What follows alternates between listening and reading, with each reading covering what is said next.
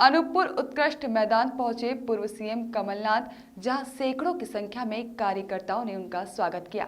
साथ ही हजारों की संख्या में समर्थक उपस्थित रहे। मंच में कोतमा विधायक सुनील सराफ, पुष्पराजगढ़ विधायक फूंदेलाल सिंह, पूर्व मंत्री ओमकार सिंह मरकाम, पूर्व नेता प्रतिपक्ष अजय सिंह, पूर्व विधानसभा अध्यक्ष एनपी प्रजापति, पूर्व मंत्री कमलेश्वर पटेल मौजूद थे। इस दौरान कमलनाथ ने कहा कि आपने पानी गिरते में मेरा इंतजार करके 250 ग्राम मेरा खून बढ़ा दिया। आदिवासियों को सुरक्षित करने का काम हमने किया। जवाहरलाल नेहरू और इंदिरा जी ने कानून बनाकर इनकी जमीन सुरक्षित करवाई। हमारी सरकार अंबेडकर के सिद्धांतों पर चलती है।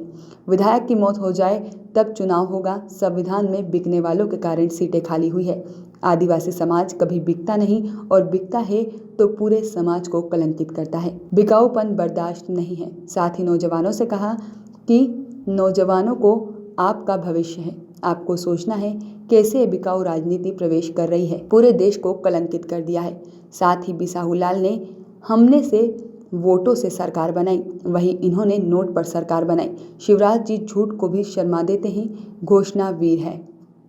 जब आते हैं तो दोनों जेबों में नारियल लेकर घूमते हैं, जहां पाते हैं वही नारियल फोड़ देते हैं। भ्रष्टाचार में नंबर 1, बलात्कार हो रहे हैं, किसानों की मौत हो रही है। हमने 26 लाख किसानों का कर्ज माफ किया। हम इंदिरा के सपने पर काम कर रहे हैं। मोदी जी कहते हैं रोजगार मिलेगा, हम राष्ट्रीयकरण कर रहे हैं। मोदी निजीकरण में लगे हैं। कृषि क्षेत्र में मंडियों का निजीकरण हो रहा है। नौजवानों की मुझे चिंता है और अतिथि शिक्षक असुरक्षित हैं। मैं सबसे पहले आपको धन्यवाद देना चाहता हूं। आप सबको धन्यवाद देना चाहता हूं। इस बारिश में इतनी देर से आप यहां बैठे हैं। आपने कांग्रेस का सम्मान बढ़ाया, आपने मुझे बल और शक्ति दी और आपने मेरा खून 250 ग्राम बढ़ाया। आप इसीलिए यहाँ आए क्योंकि आपको कांग्रेस पर विश्वास है, आपको कांग्रेस के सिद्धांतों पर विश्वास है, कांग्रेस की संस्कृति पर विश्वास है। कांग्रेस की संस्कृति जो जोड़ने की संस्कृति है, हम दिल जोड़ते हैं, संबंध जोड़ते हैं, समाज को जोड़ के रखते हैं, धर्म को जोड़ के रखते हैं। यही कांग्रेस की संस्कृति और यही भारत की संस्कृति है। ऐसा आजादी के बाद इतनी बड़ी चुनौती थी कि अपने देश की इतनी जातियां, इतने धर्म, इतनी भाषाएं, संविधान दिया, हमारे देश में प्रजातंत्र आई। हमारा देश आज सबसे बड़ा प्रजातंत्र पूरे विश्व में है। ये प्रजातंत्र कमलनाथ के लिए नहीं है, ये प्रजातंत्र हमारे नौजवानों के लिए मूल्यांकन है। ये प्रजातंत्र सुरक्षित रहे हमारे नौजवानों के भविष्य के लिए। ये बिकाऊ राजनीति प्रवेश कर रही है धीरे धीरे अपने मध्य प्रदेश में। अपना मध्य प्रदेश कितना कलंकित हुआ पूरे देश भर में। सब कहते हैं पूरे देश भर में, मध्य प्रदेश में तो सब कुछ बिकाऊ होगा। अगर उनके नेता बिकाऊ हैं तो सभी बिकाऊ हैं। ये आज मध्य प्रदेश को किस तरह कलंकित किया। 2018 में मैंने शपथ ली थी, कांग्रेस की सरकार बनी थी।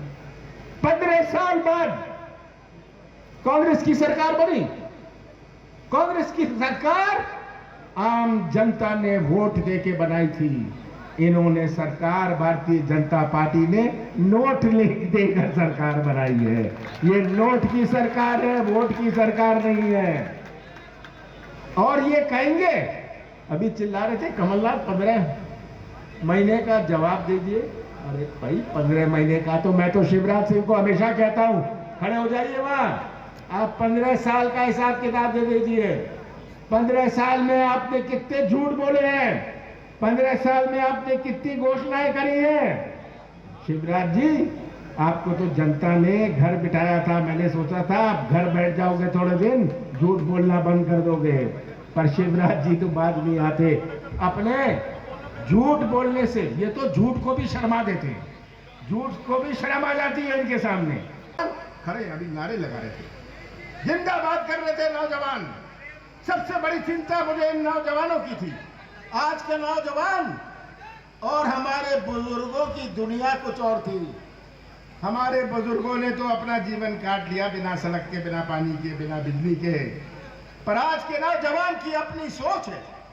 आज के नौजवान में एक तरफ है। आज का नौजवान तो इंटरनेट से जुड़ा है। सही बात है, बहुत ज्ञान है आज के नौजवान में। आज का नौजवान में एक तरफ है, वो कोई ठेका नहीं चाहता, कमीशन नहीं चाहता, वह तो व्यवसाय का मौका या अपने हाथों को काम चाहता है आज का नौजवान। और शुरुआत करी थी जब कांग्रेस की सरकार रहती थी केंद्र में। इंदिरा गांधी जी ने हमारे कोयले खदानों का राष्ट्रीयकरण किया था। इंदिरा गांधी जी का स्वप्न था कि जो गरीबी जमीन के ऊपर है और जो कोयला जमीन के नीचे है, इस गरीबी को जमीन में गाड़ो और ये जो हमारी संपत्ति कोयले की है इसको ऊपर लाओ। निजी कंपनियां चलाती थी ये कोयले के खदान क्षेत्र। और क्या हुआ? ये मोदी जी जो कहते थे 2 करोड़ नौजवानों को रोजगार मिलेगा। नौजवान आपको याद है ना? कहते थे मोदी जी 2 करोड़ नौजवानों को हर साल मिलेगा रोजगार। निजीकरण कर देना। अपने देश में ऐसी राजनीति आएगी जहां बोली बोल लो और बिक जाओ और बिक के उपचुनाव करवा दो। ये आप सबके सामने है। कैसे हमारे संविधान से खिलवाड़ किया गया। बाबा साहब अम्बेडकर ने कभी नहीं सोचा था कि अपने राजनीति में इस प्रकार की गिरावट आएगी। हमारा मध्य प्रदेश कलंकित हुआ। और आदिवासी समाज में बड़े खुले रूप से कहना चाहता हूं, आदिवासी कभी बिकता नहीं है, और अगर कभी बिक जाता है तो पूरे आदिवासी समाज को कलंकित करता है। ये सच्चाई आप सबके सामने है। यही आज उपचुनाव किसी के हार जीत का नहीं है। आप विश्वनाथ को जिताएंगे, वो तो आप जिताएंगे, ये तो घर बैठ जाएंगे। पर भविष्य का क्या होगा? क्या हम स्वीकार कर लेंगे कि ये राजनीति हम अपने देश में बिकाऊ की चाहते? सौदा कर लो, बोली बोल लो, सरकार। KNN न्यूज के लिए अनूपपुर से चेतन गुप्ता की रिपोर्ट।